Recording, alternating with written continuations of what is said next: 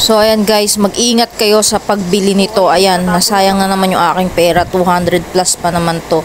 So ayan, gusto ko pa namang gumamit nito kasi nga maganda talaga sa balat. Sobrang sayang ng pera.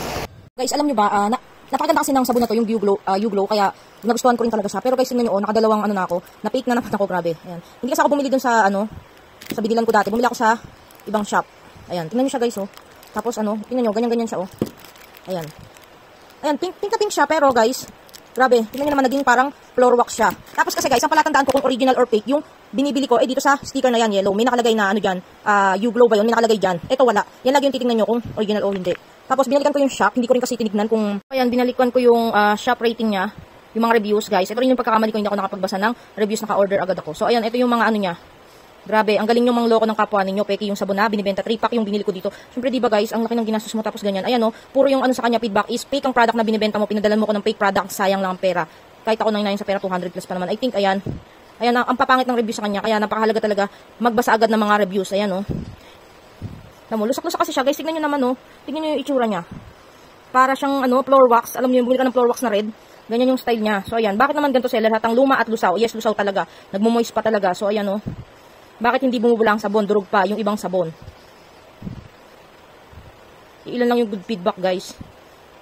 Kaya ingat na lang din kayo sa pagbili. Hindi rin siya bumubula. Yan yung number 1 na hindi bumubula. Napakabula nga yan. Halos lahat ng nagpi-feedback, mabula yung product na yan. Sayang pera ko sabon katulad nung nasa video ko po. Hindi siya talaga nabula. Ayan.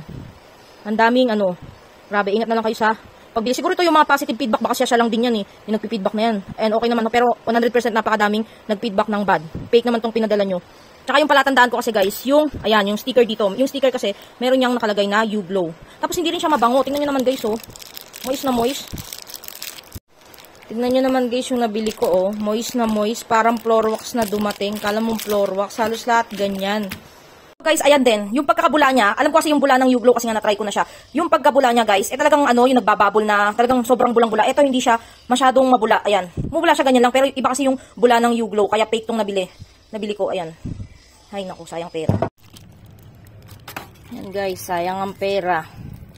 Bili na naman tayo ng fake na U-Glow. Sayang.